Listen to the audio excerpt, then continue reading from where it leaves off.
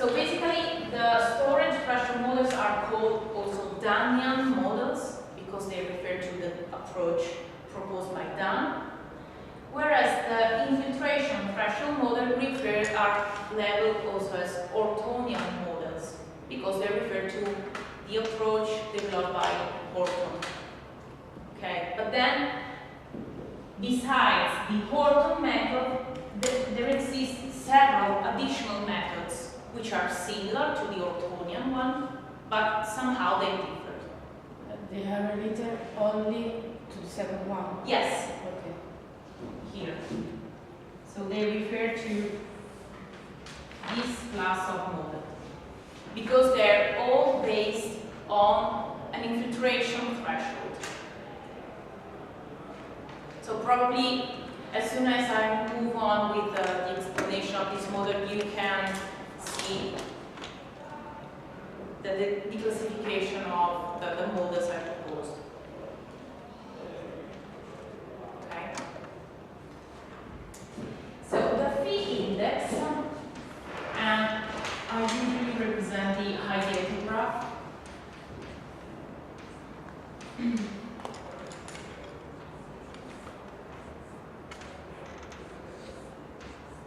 Assumes that the infiltration rate is constant in time. So here we have that this is our peak value, which is a rate of abstraction and is constant in time. So basically it's a straight line here. So at each time step we have the same infiltration rate. But so here we may distinguish between the water of volume which infiltrates into the soil and the volume which contributes to the surface runoff. So this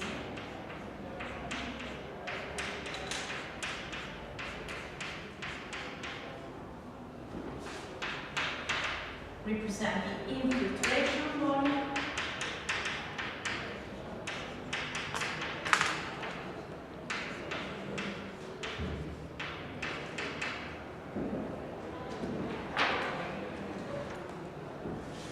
Whereas this part represents the rainfall excess.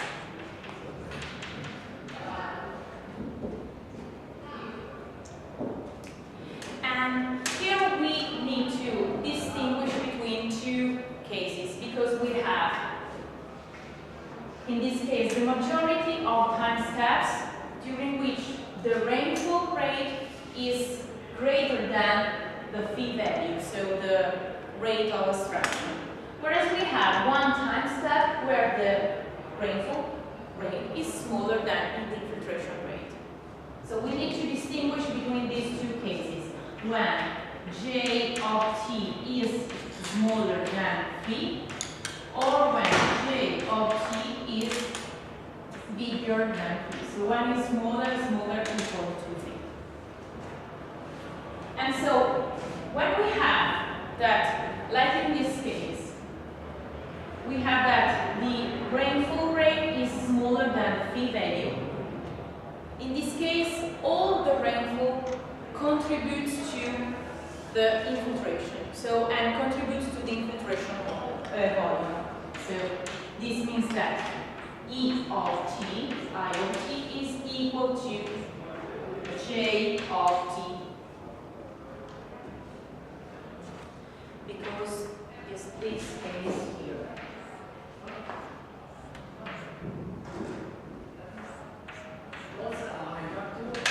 The infiltration rate.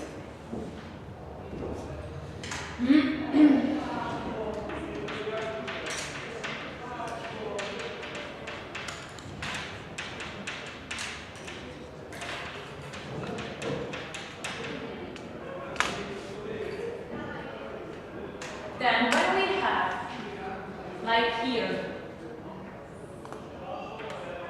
that the rainfall rate is greater than phi, which is the constant abstraction rate, so let me write V is a constant abstraction rate. Here we have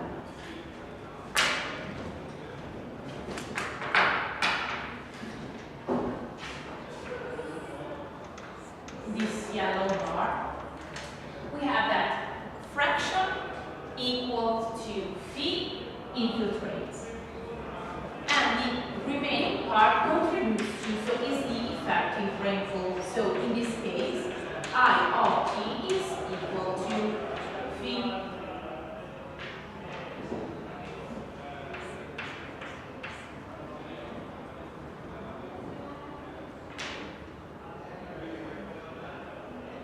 Because only this part below the green line infiltrates. Okay?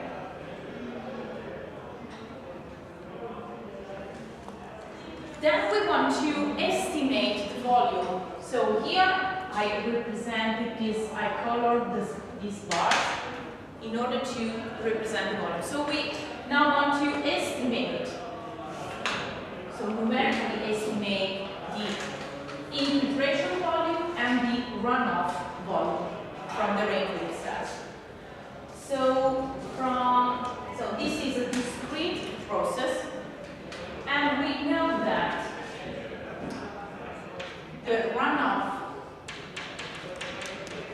volume is given by the sum from either goes from 1 to n, where we have our n elements in time. So this n small contributes of rainfall, where each bar corresponds to a duration delta t.